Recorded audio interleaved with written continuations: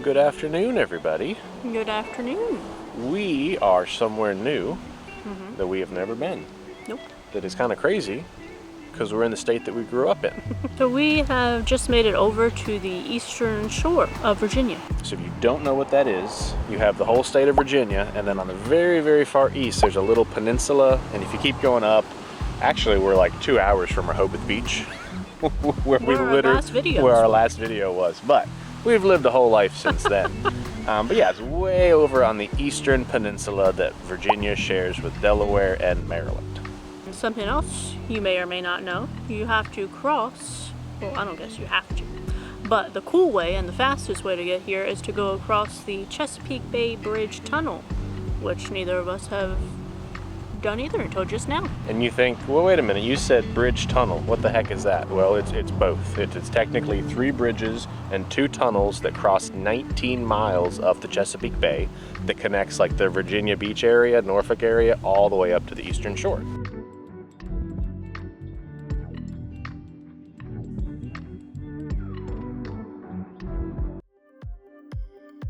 Officially opening in 1964, the Chesapeake Bay Bridge Tunnel is considered one of the 7 engineering wonders of the modern world. For hundreds of years, the only way to get to the eastern shore from this area was to sail by ferry across the bay. When the bridge tunnel was built, it cost $200 million.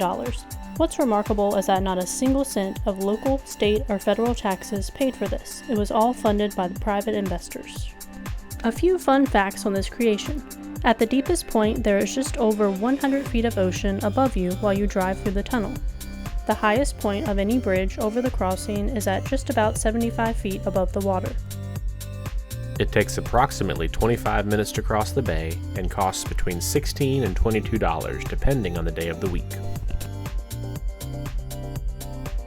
Riley will not be here for this series. Yeah. She's at home with Grandma, Grandpa.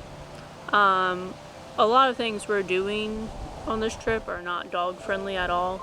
We also couldn't find an Airbnb that was anywhere near affordable for us, so we had to stay in a hotel, which is fine, but we don't like staying in hotels when we have Riley because we don't want to ever leave her in a hotel room. Yeah. So yeah, just us on this trip.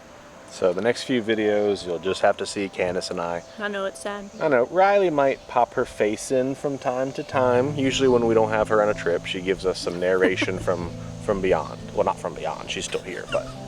She's still with us. She's just not literally with us. So our first stop, to kind of gain a little more knowledge about the area, we decided to come to the Cape Charles Museum and Welcome Center. We pulled in and there's a train.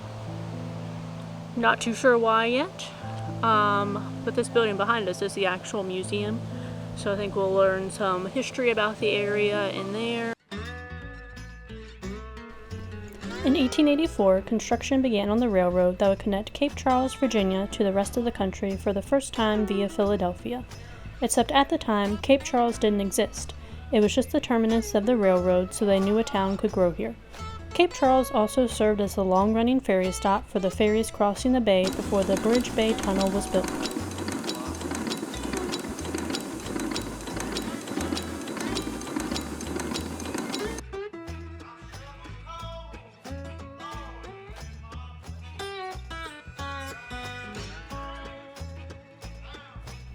The museum itself is in the original power generating station for the area, which really adds to the industrial vibe. A single generating motor remains for visitors to admire, and even better than just remaining, it actually still works.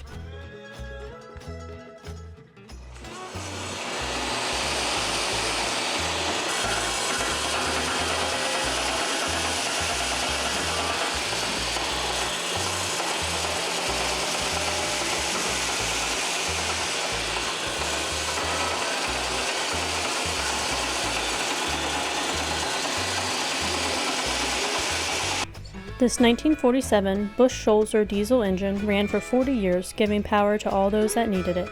This massive engine has 1,600 horsepower, and in conjunction with the Westinghouse generator, it could create about 1,000 kilowatts per hour.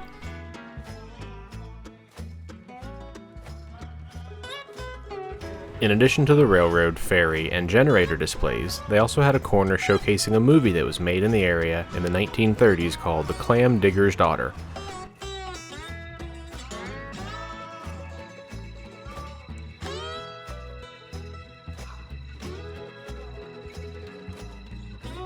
They also had an old-timey hand-crank projector, which neither of us had seen before. While it's a charming idea, it's definitely much easier to just pull up Netflix.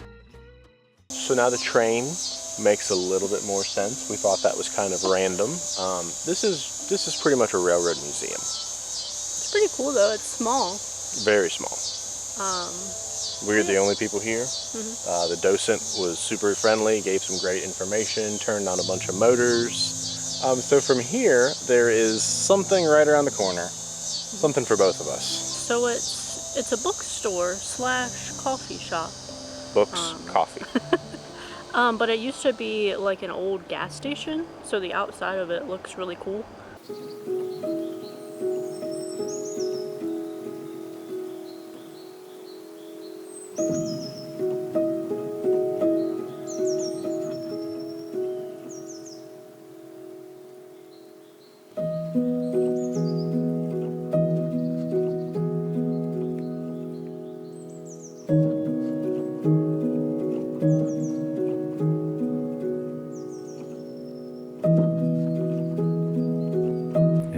Candice is going to read us an entire page, word by word.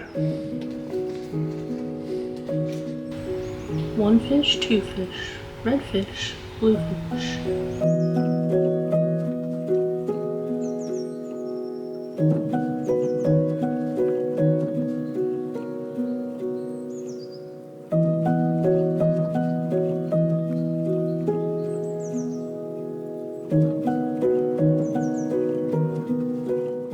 Well, Candice closed the bookstore down. After 7.5 hours walking around the stacks of books, they said, y'all have got to leave.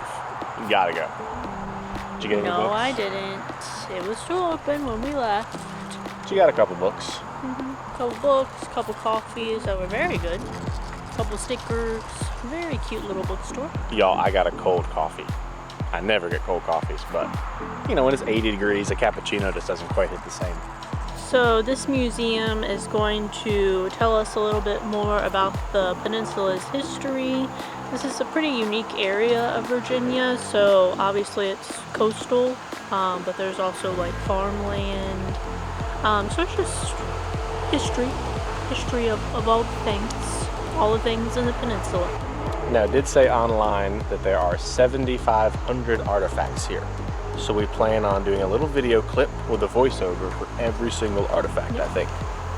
So in about 7.5 hours, the same amount of time I was in the bookstore, this video should be winding up. This museum is free. It is open, not every day of the week, but I think it's open from like 10 to 4. I think so. I think it's every day except for Sundays, maybe. This building was originally built as an almshouse for the poor in 1840 to help serve the community. Now, the Barrier Island Center functions as a mouthpiece for the islands and their former inhabitants' descendants, so their culture is never forgotten. Virginia has 14 major barrier islands off the coast of the eastern shore. While none of these islands are permanently inhabited, there was a time where small communities flourished and had their own way of life. One of the largest settlements was on Hog Island. This island was first settled in 1672 by a group of English colonists. It was later abandoned and stayed uninhabited until the American Revolution. The last child to be born on Hog Island was in 1939. It had been apparent for years that the island was returning to the sea, and during the 1930s and 40s, it really picked up its pace. People began moving their homes to the mainland, and by the mid-1940s, the entire island had been abandoned. We learned about the special culture the people on the island had, where they had to count on themselves as well as their neighbors to make it. While there was a general store on the island for goods, everyone hunted, fished, grew their own gardens, and made their own clothes. We read of stories where people typically ate clams, oysters, fish, crabs, and scallops 6 days a week, and they were so thankful on Sundays because that's the only day they got chicken. This entire museum is stuffed full of artifacts either donated or on loan from so many people from this area. Whenever someone discovers something while cleaning out a relative's home or going through an old box from the attic, it's often brought here for others to see, remember, and learn about the incredible local culture of a people who have long since disappeared. Well, we thought we knew what this museum was. Apparently the theme of today is we just really have no idea what kind of museums we're going to. I mean, it's called the Barrier Island Center, and we were like, oh, this must be about the whole Eastern Shore. No. It's about the chain of barrier islands on the east coast of the Eastern Shore. Mm-hmm. There's a lot of them. Specifically, this one is kind of talking about like Hog and Cobb Island. Y'all, this museum was free, and it was probably one of the best museums that we have ever been to. Yeah. Like the amount of, well, we talked about the artifacts before we went in, but it was crazy the amount of things that they had, like from people who lived on Hog Island, and now the artifacts are here from like over like 100 years ago. So it was really cool to see a lot of those things. Some of the things that survived, like a giant hurricane in the 30s. Mm-hmm. But it's wild to think that there were hundreds of people living on this island that is now just barren.